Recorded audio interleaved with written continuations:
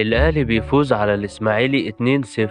الهدف الأول عن طريق بن رمضان، هدف كان هيكلفه إصابة، والتاني عن طريق ياسين مرعي المدافع. هي خبطت في المدافعين بس جميلة. طبعا بالفوز زوت الأهلي بيوصل للنقطة 30، بس بيفضل في المركز الرابع زي ما هو، لأن بيراميدز قدرت تكسب إنبي 2-1 والزمالك كسب سموحة 1-0. عشان كده يخلي الجدول زي ما هو، الأهلي برضه في المركز الرابع، والإسماعيلي مع الخسارة ديت بيفضل في دوامة المعاناة، بيفضل في المركز الأخير ب10 نقط. الله يكون في عون الفريق، بيلعب بناشئين حرفيا. اقوى واحد فيهم ايريك تراوري اللي يعتبر خلاص بيخلص كورة اصلا. وخلينا نتكلم على الاهلي شوية. الاهلي كسب 2-0 ولكن باداء باهت جدا، مع احترام النادي الاسماعيلي، ولكن النادي الاسماعيلي بيلعب بناشئين، يعني المفروض انت كاهلي تنزل تستعرض عليه القوة بتاعتك، ولكن ده ما حصلش. لعب هادي جدا وعلى الواقف، وزي عايزين نخلص من الماتش وخلاص. واللي خد راجل المباراة كان ديانج، اللي فعلا في الماتش دوت كان اكتر واحد بيتحرك يمين وشمال في نص الملعب. في اي حتة الكرة موجودة لازم تلاقي ديانج يلمس الكرة. لعيب قوي وهنخسره في اخر الموسم. وكاموش المهاجم الجديد بتاع الاهلي اداء ضعيف جدا منه النهارده. خد فرصة المفروض اساسي، وقدام فريق برضه بيلعب قدامك بالناشئين،